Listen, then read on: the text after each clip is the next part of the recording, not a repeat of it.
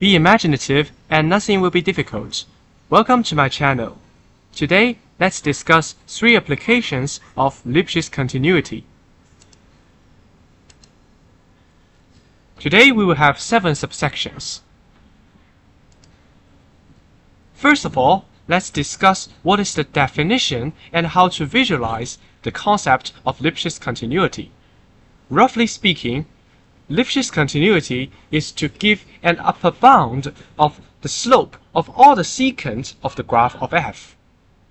Mathematically, if k is a non-negative number and I is an interval and f is a function from I to r, if for all inputs x1, x2, the difference of the images is less than or equal to k times the difference of the inputs, then we say that f is Lipschitz continuous on the interval I with respect to Lipschitz constant k. There is a remark from Wikipedia. Geometrically, we are able to construct something called a vertical cone on the graph of f, such that any other points on the graph of f lies out of the region. Here, we are trying to strictly control the variance of f, that is, the variance of the images, by the variance of the pre-images.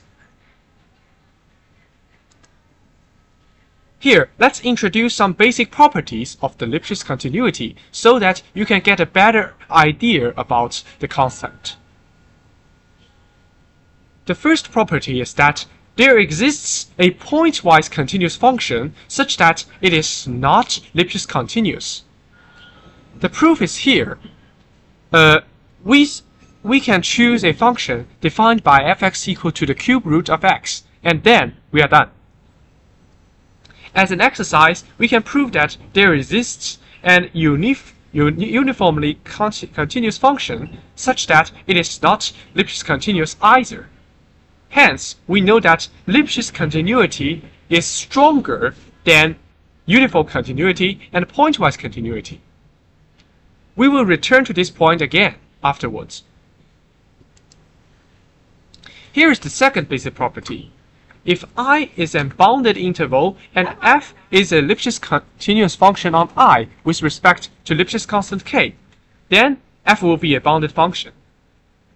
To prove that f is a bounded function, we only need to fix a point in the given interval I, and then we simply control the function value of f at x with the function value of f at x0.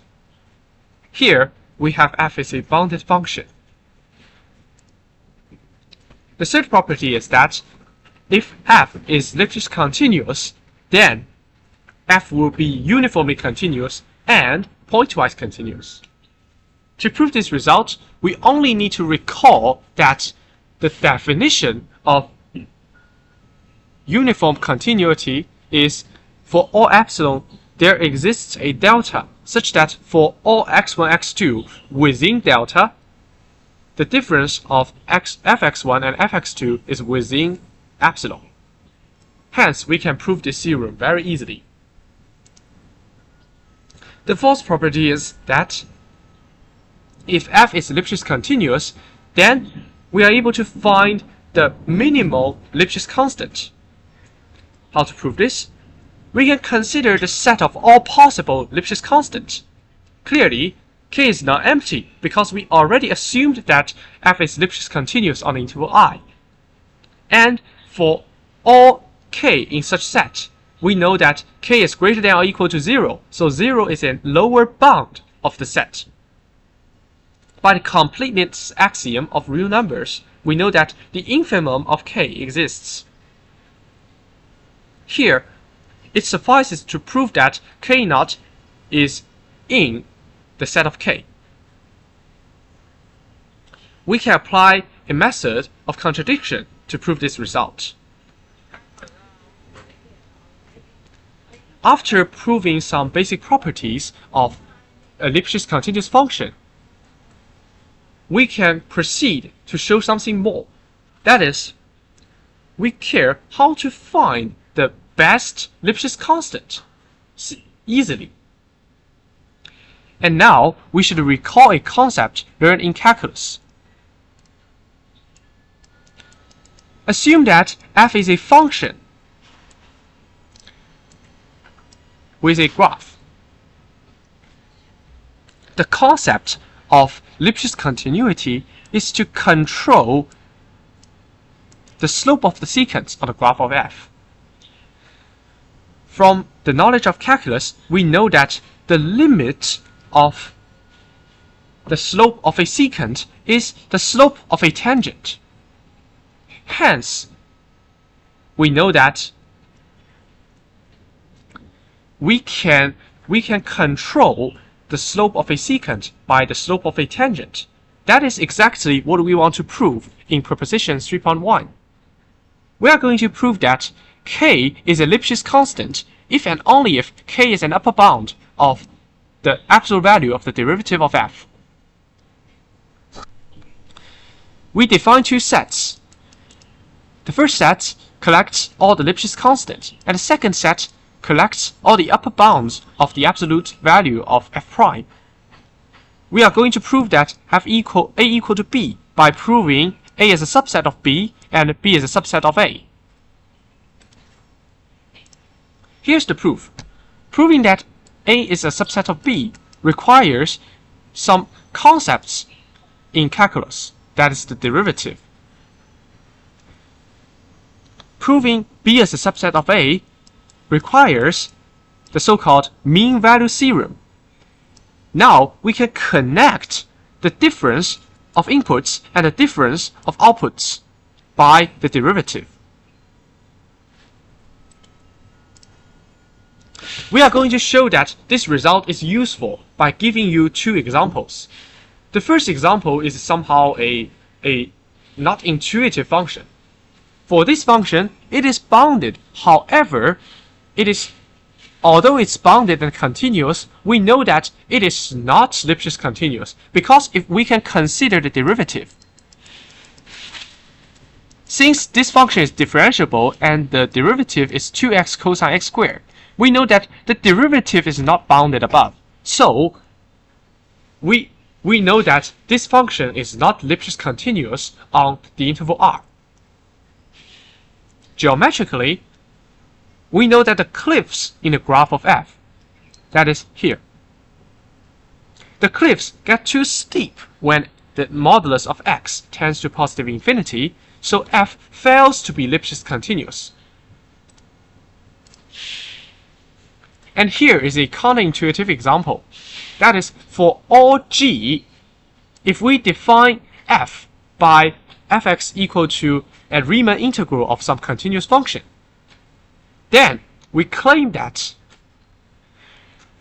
f must be Lipschitz continuous on the interval r, given that g is continuous on the interval r with Lipschitz continuous 1, constant 1. How to prove this? I think the proof is very easy because we can adopt the fundamental theorem in calculus.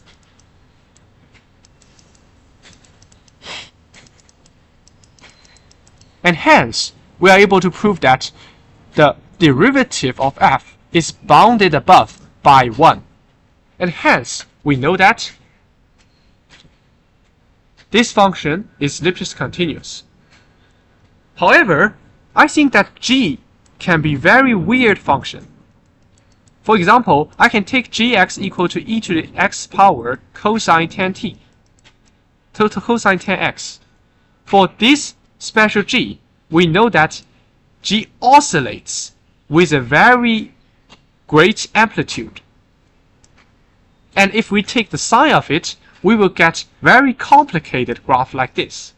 However, since the velocity of the oscillation is bounded above by 1, we claim that this function is Lipschitz continuous.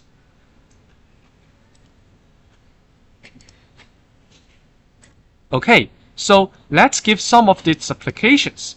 That is the main theme of this video. The first application is so-called the contraction mapping. By the word contract, we mean the difference of the images gets smaller and smaller when we apply more and more times of the function f to the same values. Here, intuitively, we see that if k is a constant strictly between 0 and 1, I is a closed interval, and f is a continuous function from I to I. If f is Lipschitz continuous on I with respect to Lipschitz constant k, then it seems that f has a unique fixed point. And what's more, if we take an arbitrary initial value x, we get the image, and we reflect the image by the line y equal to x, and we get the image on the horizontal line. And then we plug the image into the function f again, and we get another image, f of x. And then by plugging again and again, it seems to converge to some fixed point. Why is that? That is something called the fixed point theorem. And before I introduce the theorem, I think that I'm going to introduce the Babylonian algorithm to you. In fact, in ancient times, the Babylonians are clever. They think of a function that can be used to iterate and approximate the value of square root 2. Consider the function defined by this. We know that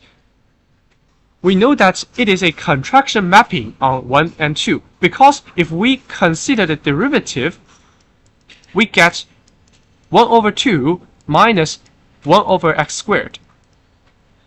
This will be strictly between 0 and 1, with a maximal value 1 over 2. And then we know that this is a contraction mapping. And by the Babylonian algorithm, we know that this converges to square root 2 very quickly, which is because the derivative at square root 2 is 0. So it will converge to square root 2 very quickly. And how to generalize the idea of contraction mapping? Here is a fixed point theorem to do this. The fixed point theorem says that if f is a contraction mapping from a closed interval I to a closed interval I with respect to a Lipschitz constant k strictly between 0 and 1, then f will have a unique fixed point c. And what's more, for all initial value x, the iteration sequence determined by initial value x and the iteration process, or the recurrence relation an plus 1 equal to fan. This sequence will converge to c. And since the theorem is very complicated, let's prove it by parts. In the first part, we are going to prove that for all initial value, the sequence determined by the iteration process is a Cauchy sequence. So we know that this sequence converges.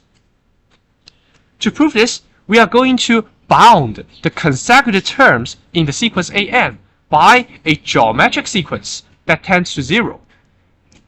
This can be done by simply mathematical induction. And hence, we know that the non-consecutive terms can also be bounded by a geometric sequence that tends to 0. This can be done by trigonometric inequality. And I think it's very easy, so I omit it.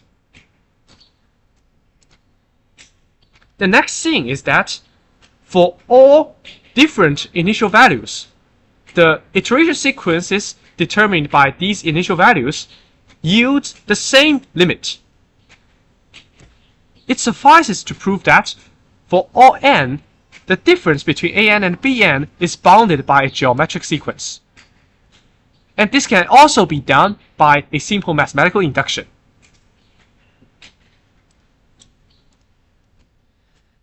The third thing we do is that we are going to prove that for all initial value, the Cauchy sequence determined by the iteration process have a limit as the fixed point of f.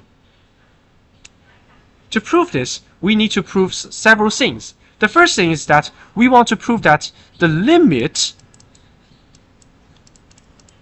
of an is also in the interval I. And this can be proven because I is a closed interval. And then we are going to prove that C equals to f C, where C is the limit. How to prove this? We are going to apply the recurrence relation. And to this step, we converted C into the limit of images. Since f is continuous on interval I, we know that the limit operator can be moved inside. So computing the limit of images is the same thing as computing the image of limit. And hence, we have proven the result. The final thing we want to prove is that if f is a contraction mapping, then the fixed point of f is unique. How to prove this? The logic is that we may assume two fixed points of f, and we are going to deduce that the two fixed points are the same. And this can be done by the assumption k is strictly between 0 and 1.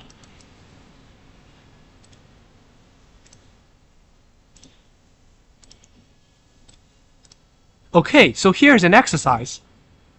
The exercise says that we have already proven the sequence an tends to the unique fixed point of C, the unique fixed point C. But how about the approaching rate? We can bound the arrow term in terms of a geometric series, and hence we can complete the proof. We can complete our approximation. And how to prove this? You may think how to prove this by your own.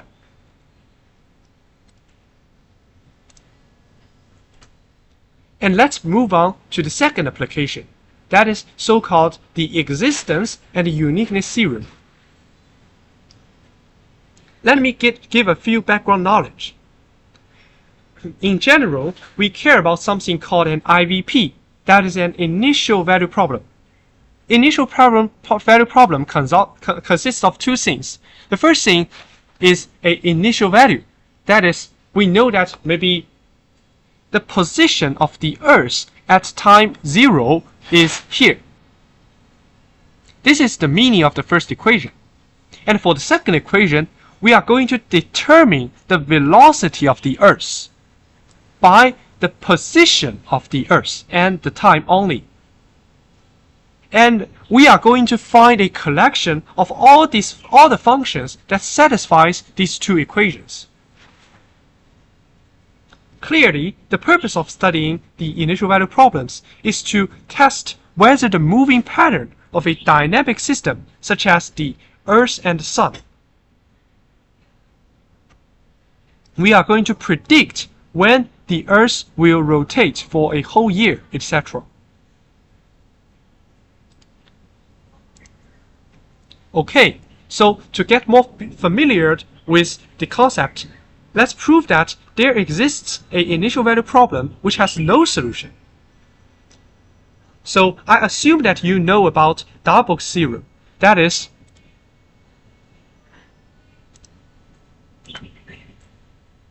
for all differentiable function f, the derivative satisfies the intermediate value property.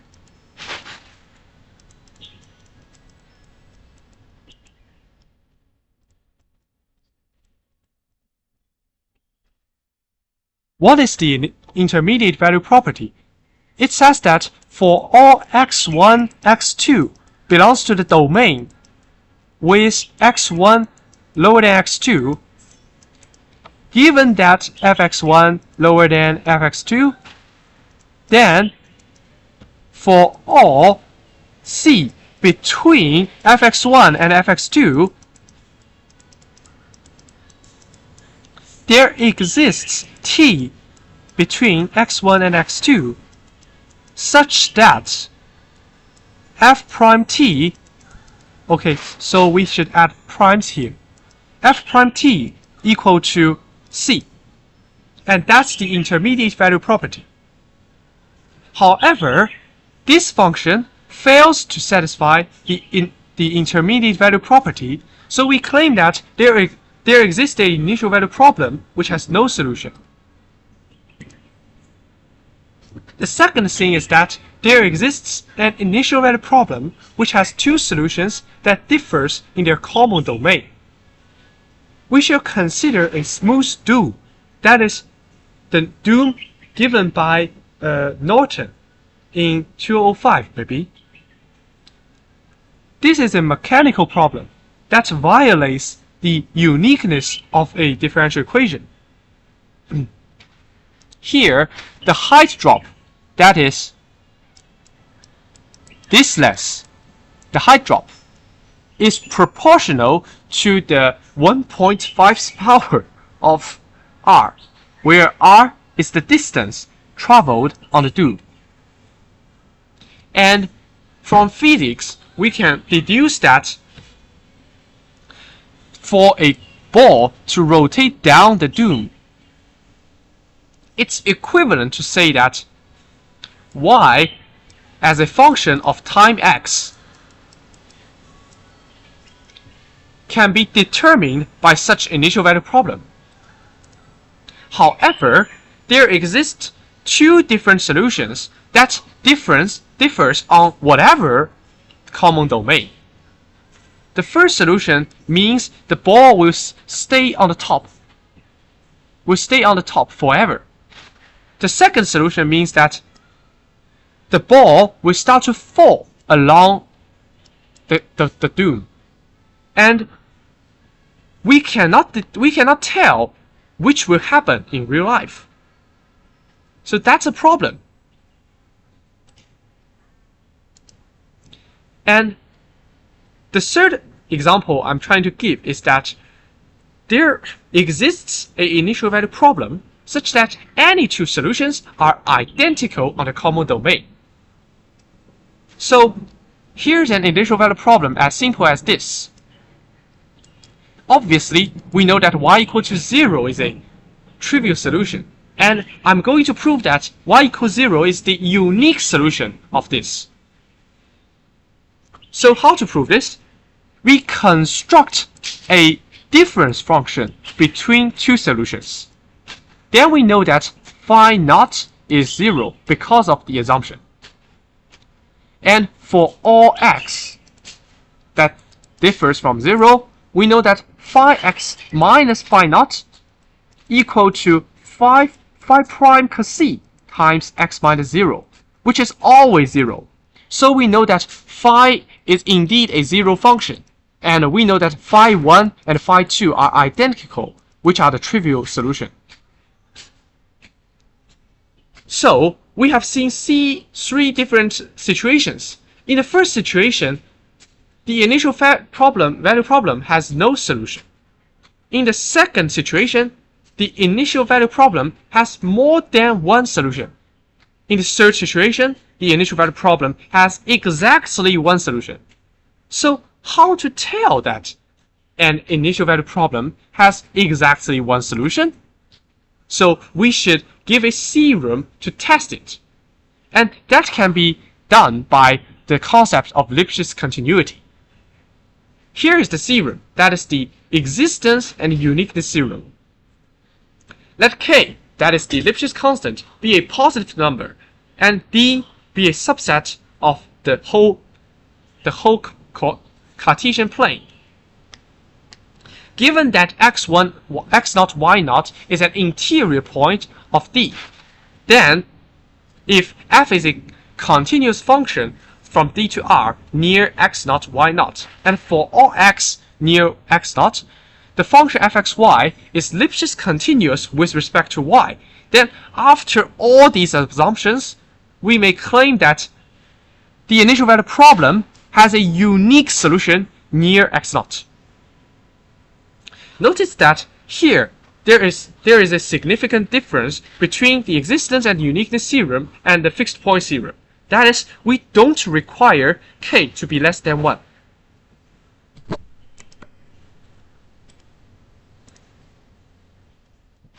To prove this theorem, we should give a preparation. The preparation is so-called the Picard iteration, and you may find it very similar to something that is given in the previous fixed point theorem. In the fixed point theorem, we fix an arbitrary input as the initial value and construct a iteration sequence by the recurrence relation fan plus 1 equal to fan. Okay, so here we will replace it by capital A1 equal to phi, where capital A1 and phi are functions that are continuous near x0. Now, the recurrence relation should also be replaced by capital An minus 1 equal to I hat An. So why do we do this? And what is the meaning of I hat? The basic idea is like this. Initially, we are focusing on the initial value problem. This is somehow a differential equation. And Picard said, yes, we can solve this, but in general, I don't know whether I can solve this. So how to solve this? Maybe we can convert the differential process into an integration process equivalently. That is to say, we convert the whole equation into this.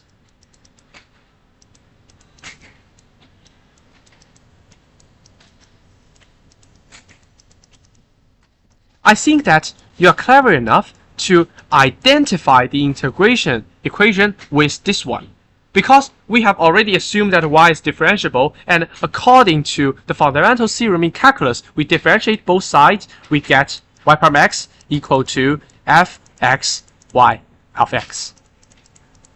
So they are indeed equivalent.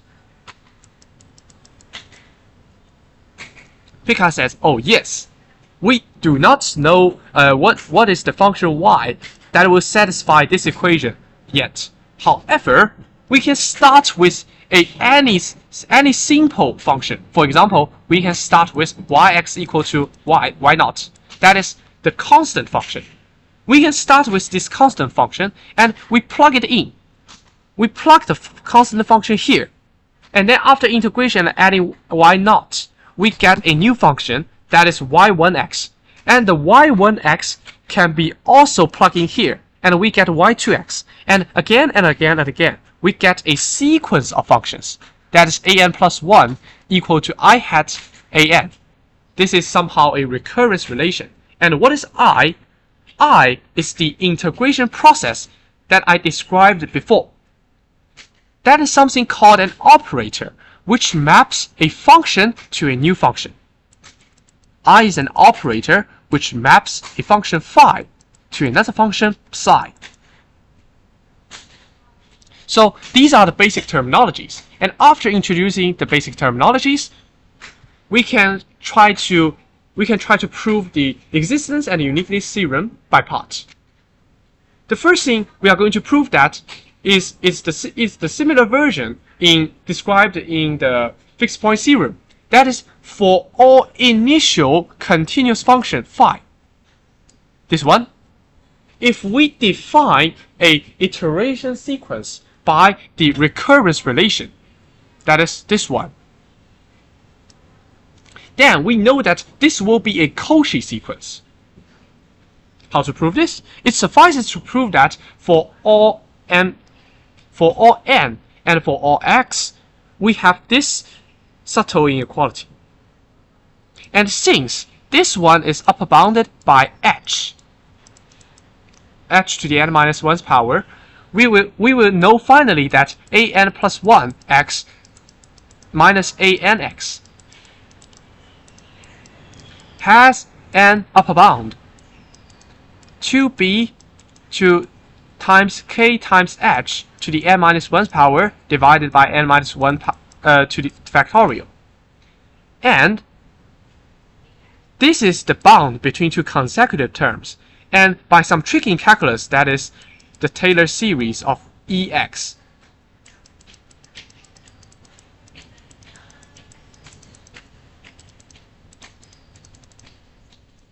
We are able to give an upper bound for am minus an, which will be 2b times kh to the capital N minus 1's power to the e times e to the kh divided by capital N minus 1, which is an infinitesimal with respect to n. So this can be less than epsilon, and which completes the proof that the sequence determined by the iteration process is a Cauchy sequence. We apply a mathematical induction, and we will explain something in details.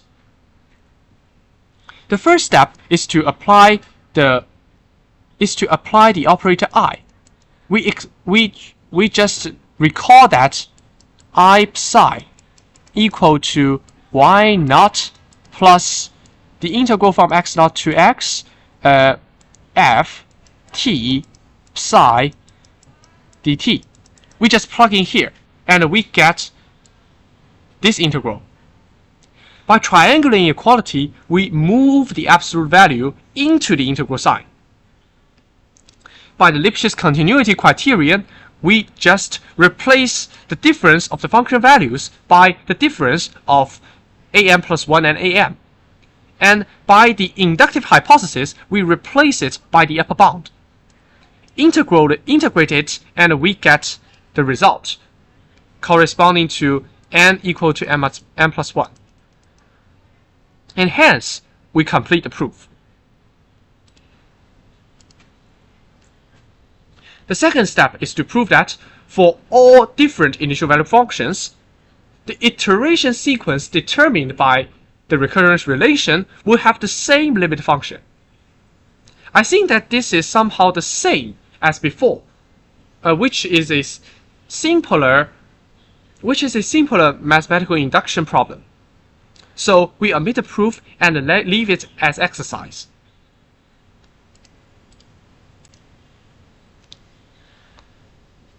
The searching we do is similar.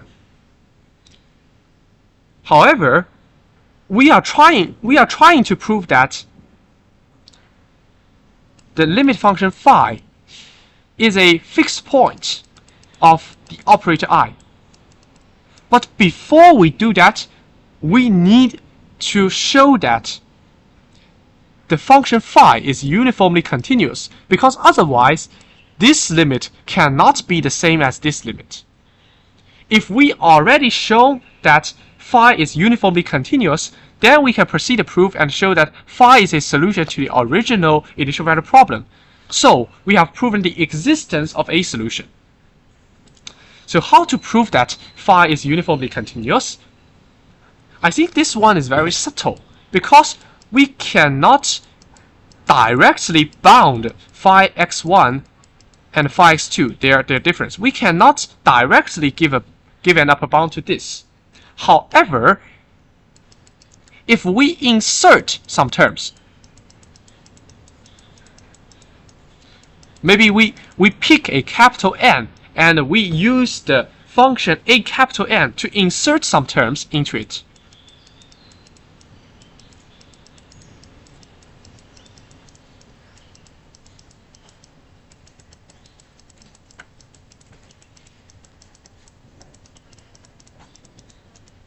What is the benefit of doing this?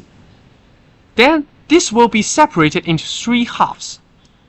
For these 2 parts, since we know that limit n times to infinity, an is the same thing as phi. So this is very small, and it can be bounded by epsilon over 3. And similarly, this can be bounded by epsilon over 3. And we know that an is continuous on some closed and bounded interval.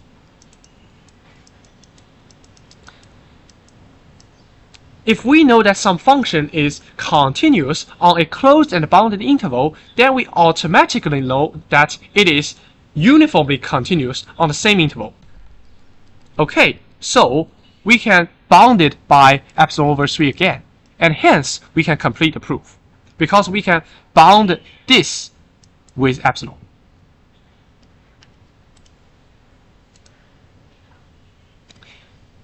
Here are two exercises. The first exercise is similar to the fixed point theorem. That is, we shall prove that the fixed point under the operator I is unique. The second thing is more or less the technical thing. That is, we may try to find the Picard iteration series of the initial value problem. Start with a trivial function, phi naught x equal to 0. Why do we need to do this? Because we need to practice by hand that we need to practice by hand to work out a general formula of phi and x. And afterwards, we may get a better understanding of how phi and x will approximate the final solution.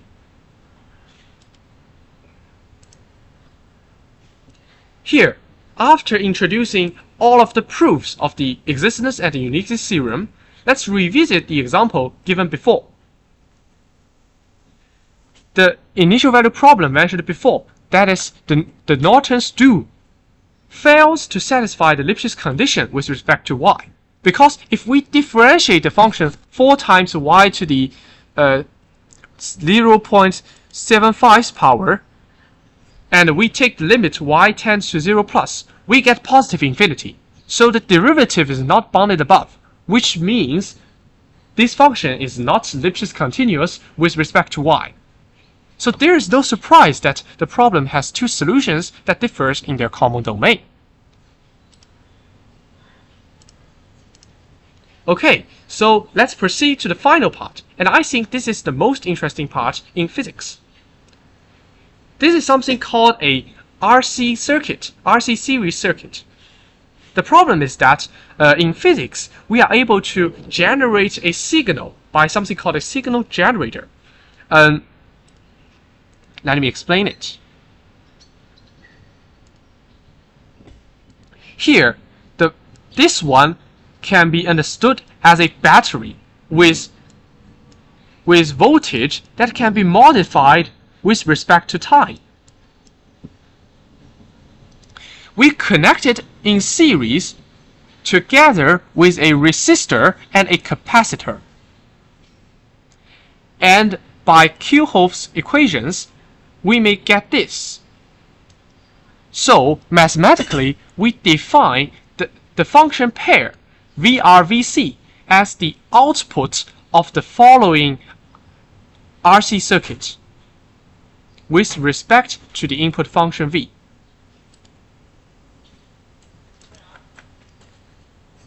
Here, let's give an example of the RC circuit. For a certain input signal, that is a cosine wave,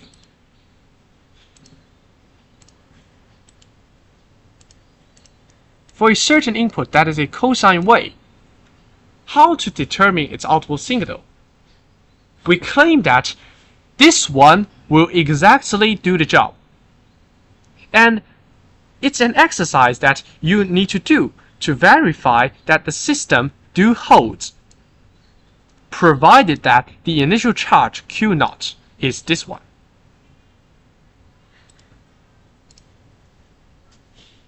Okay, so let's give an interesting observation as a remark.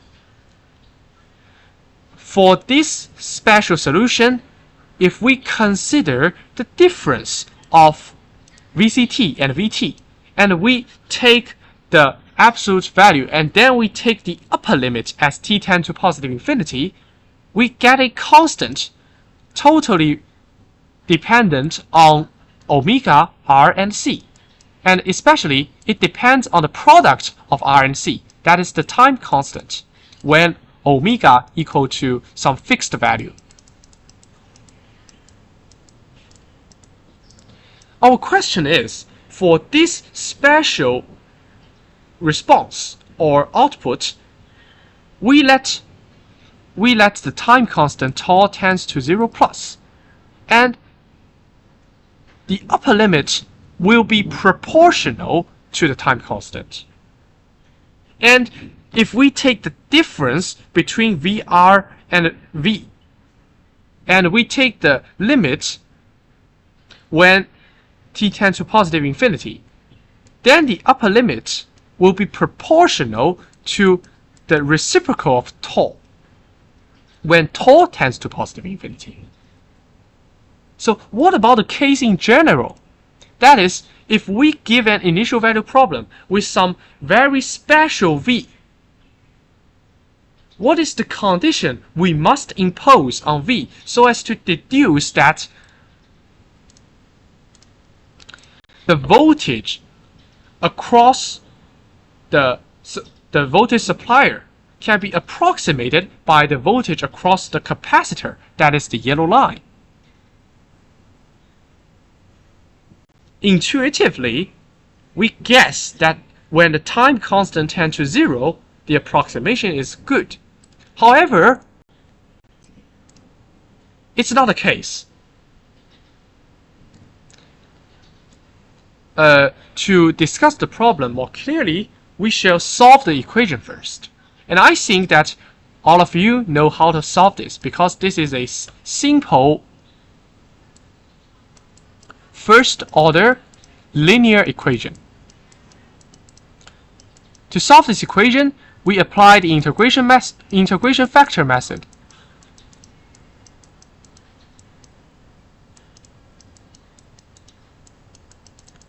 We multiply e to the RC over 1's power to both sides, and then we get d dt Vc e to the t minus Rc equal to Rc over 1 Vt e to the t over Rc. And hence, we integrate both sides and we get a result. I think this one is very simple, but the next thing I'm going to introduce may somehow be very counterintuitive. That is, simply assume that Vt is continuous and bounded is not enough. We can find a continuous and bounded input function such that the upper limit of the absolute difference between Vct and Vt will not be proportional to tau, as tau tends to 0 plus. We use the famous example Vt equal to sine t squared to complete the proof. This one has something to do with curvature, and it's interesting to know that this integral equal to this integral equal to the square root of 2 pi divided by 4. However, this one is not very important, so I will omit this in this video. But the key thing is that this limit will indeed be 0. Why is that? We may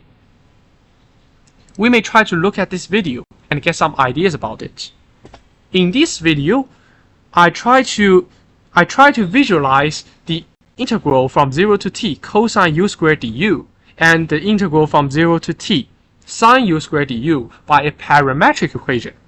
As you can see, the point P2 moves along the circle as the radius of the circle contracts and contracts to a certain point. So we know that both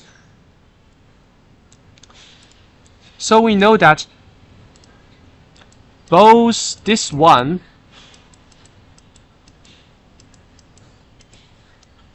and this one converges. What's more, since we have given a bound to all of the two integrals, we claim that the integral is strictly between the limit value minus 2t over 1. That is the radius of the osculating circle. That is this one. To the square root of 2 pi divided by 4 plus 2t over 1. And this upper bound is very essential, because if we know this, then we know that this integral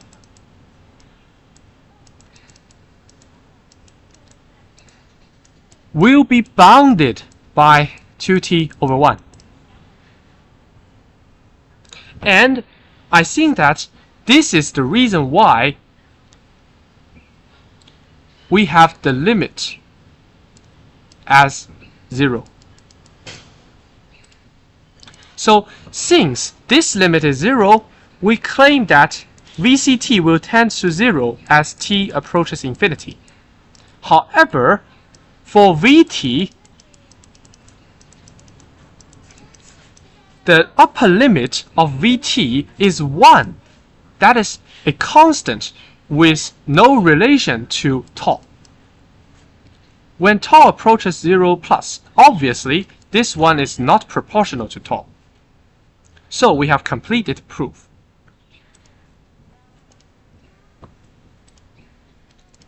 However, I think this example is somehow very counterintuitive, because intuitively we know that when tau approaches 0, VCT and Vt will become nearer and nearer, so that the upper limit when t tends to infinity of the absolute difference between VCT and Vt is proportional to tau as tau approaches 0 plus.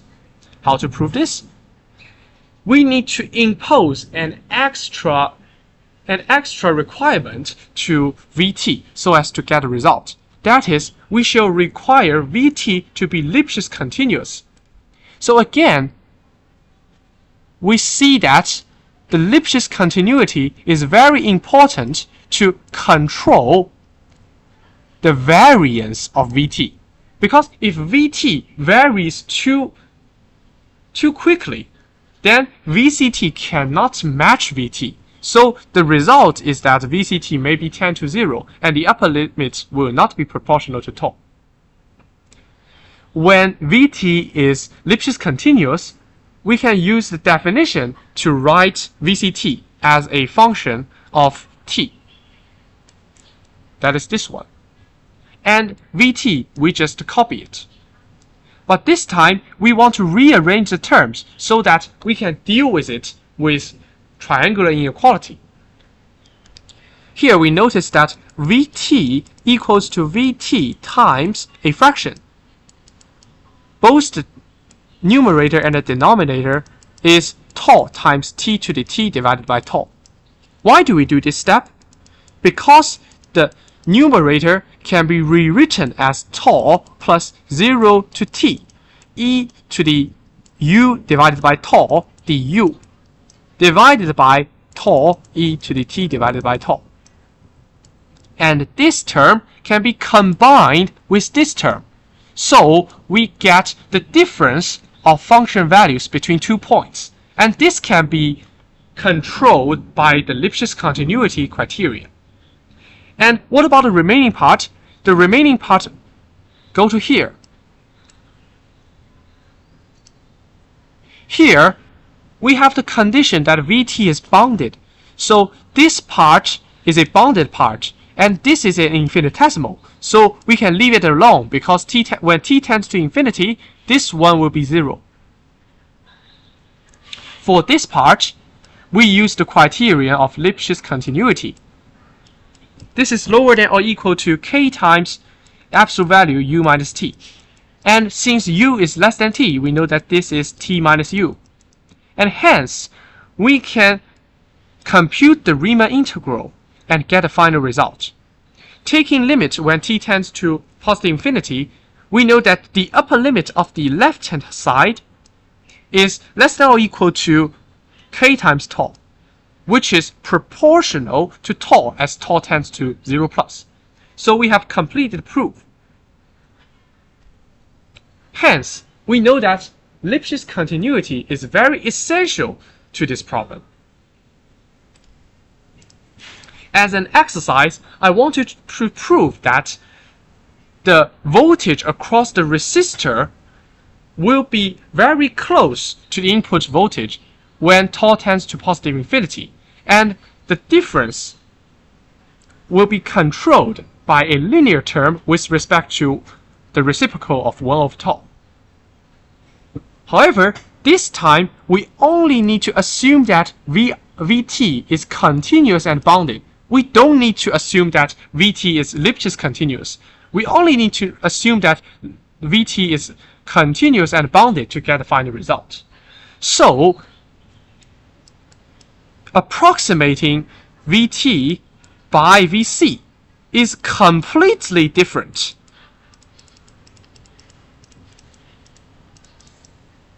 with approximating Vt by Vr.